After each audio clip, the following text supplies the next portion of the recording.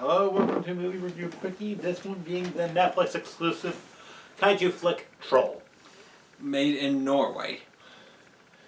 Which is actually #1 in education, so that's a plus. Alright, anyway. Story is,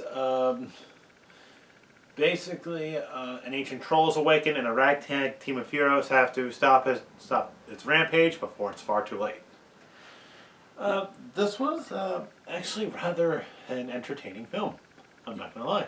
Yeah, I actually liked it. I mean, yes, its story seems basic, but it felt kind of straightforward, like easy to follow.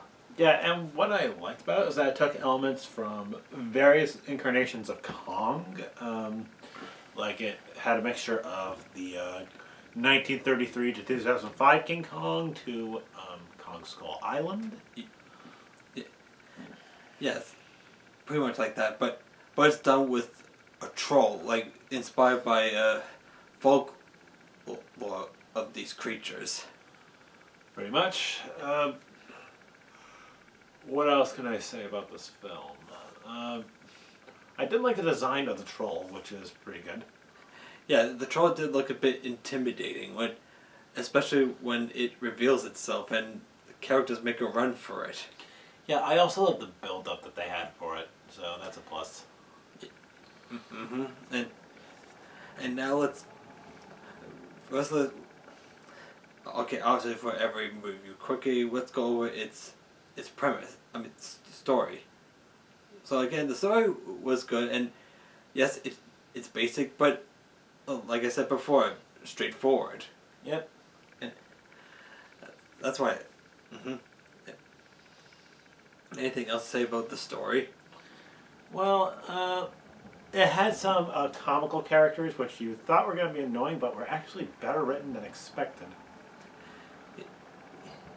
Yeah, and yeah. Speaking of characters, let's go over the characters. Like the main woman. Well, I think her name was like Tiny. Yeah, that's her nickname, but maybe her name was Nora. But we'll stick with Nora. I mean, how about just her nickname? So yeah, Tiny. So, yeah, her characters was actually pretty endearing. I mean, she's like a animal expert, I think. Paleontologist. Yeah, that too. Paleontologist. Like, hey, just like in Jurassic Park. Yep. It also takes some nods from Jurassic Park as well when you see the film, and it does it pretty well. Yes. I mean, when we were watching the film, we were making funny jokes on Jurassic Park when. Yeah. And I also like the soldier guy. Yeah, a lot of the characters were diverse and none of them were evil for the sake of being evil. There's no Gaston-esque archetype. We like those, but sometimes you need to take a break from once in a while, do something new, and that's what this movie somewhat did, and it does it pretty well. Yeah, and there's like no human villain. It's like, we'll just use this troll as a weapon for no reason. Nope, there's not. Or let's just destroy the troll because reasons. I mean, they actually had a reason to destroy the troll. They were trying to defend their home, but like the origin story was so complex and well written that you. And I also like the father character in this, and well, we won't give anything away, but I mean he's known about these things for like years. Yeah. And speaking of troll, let's go over the troll himself. Well, like I said, he was a combination. There are various elements of the previous Kongs from, say, like 1933 to 2005 and Skull Island. You mean the Monsterverse take of Kong? Yes. Well, somewhat, but yeah, he does cause a bit of damage, but not entirely on purpose. Pretty much.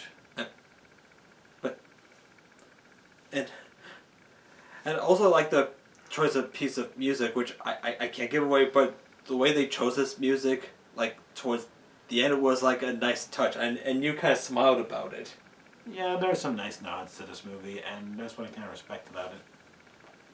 And also, also the visual effects were really top notch for a Norway film.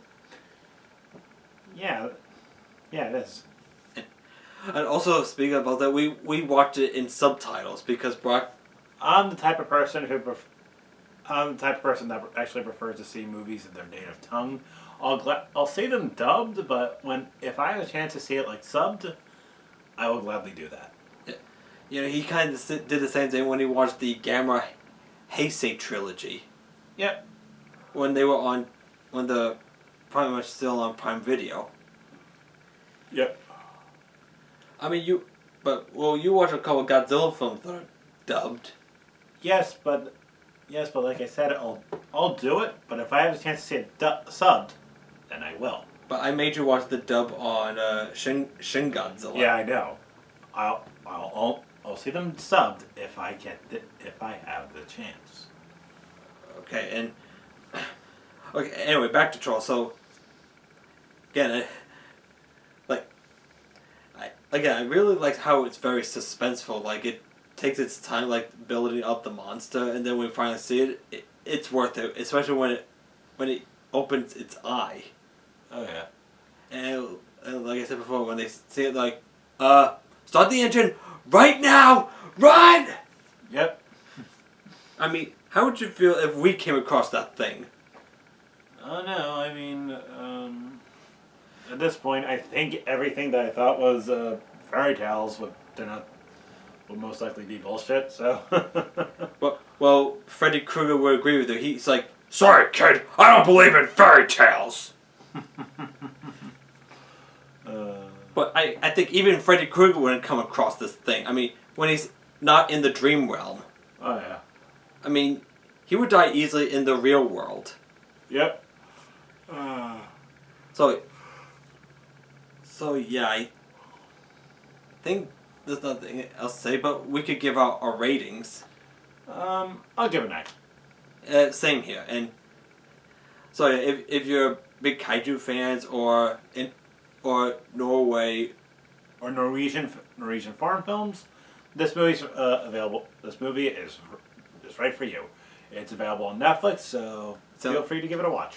So yeah, we definitely recommend it. And anyway, yeah, so no previews to talk about today, but so we're probably gonna have to end this on an intermission. Yep. So with that being said, this is Brock McGinnis. And also join us for a couple more weeks when we go see the new Avatar. So yeah, this is Lightpost Films signing off for now, and have a good rest of your day. Take care, everyone. Goodbye.